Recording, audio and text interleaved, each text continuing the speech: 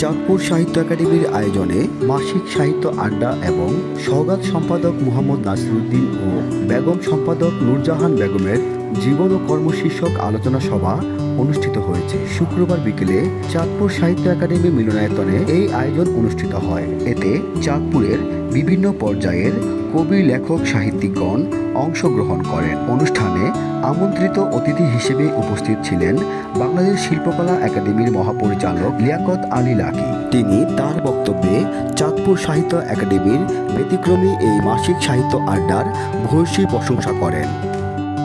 পাঁচ কাটানো করে যে দায়িত্ব কাঁধে ভর করে দাঁড়িয়ে কেন লাগবেন না, একবার লাগছেন আরেকবার কেন লাগবেন না, এটা পরের সঙ্গে প্রকাশ হয়। আপনাকে লিখতেই হবে।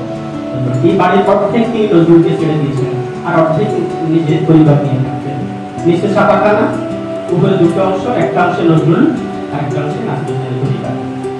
নাসিরউদ্দিন সাহেবকে নিয়ে যখন বই করতে গেছেন জাতীয় অধ্যাপক ডক্টর আনিসুজ্জামান, তার যে আন্তরিকতা এবং সান্নিধ্য পেয়েছে, এইরকম আসরে যে আলোচনাগুলো বিশেষ করে নাসিরউদ্দিন এবং জাহান আমাদের এই পূর্ব বাংলার মুসলিম, আমি মুসলিম শব্দটাই ব্যবহার করতেছি কারণ আমাদের যে পরাধীনতার নানানভাবে দিচ্ছি যেভাবে আমাদের বাসযোগ্য পাচ্ছে, সেখানে সারা বিশ্বের শিল্পী, কবি, সাহিত্যিকেরা একটা কথা আমরা একমত করেছি, empowerment of art, literature and culture is very essential. Empowerment বলতে কিন্তু আমরা ক্ষমতা দিতে চাই না, আমরা এমপি হতে চাই না, মেয়র হতে চাই, কিন্তু শিল্প, সাহিত্য, সংস্কৃতির যে দর্শনটা, তার এম্পাওয়ারমেন্ট দরকার, নাহলে চিন্তা বাড়বে। সুতরাং আমরা একটাই পরিবার, আমরা একসাথেই চলছি, যার যা বাংকারে বসে কাজ করছি, সেই ভালোবাসায় আমরা লিপ্ত আছি। এবং এই যে মোহাম্মদ নাসিরউদ্দিন আমাদের জীবনে, আমাদের সাহিত্যে অসাধারণ একজন ব্যক্তিত্ব, বন্ধুদের মতো এসে সওগাত প্রেসটা ছিল আমার বাসার ওয়াল, তারপরে এই হলো সওগাতের প্রেস, ফটোয়াটুলি ল্যাম্প আমার বাসা, এবং সওগাত প্রেসের সমস্ত মেশিনের শব্দ আমার বাসায় প্রবেশ করত।